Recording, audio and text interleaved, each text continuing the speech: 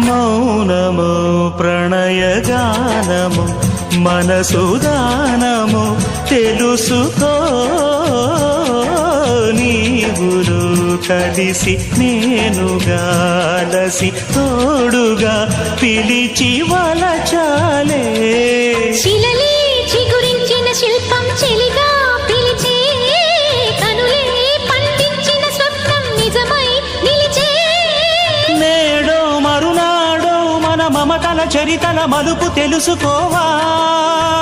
వసంతంలా వచ్చిపోవా ఇలా నిరీక్షించే కంటికే పాపలా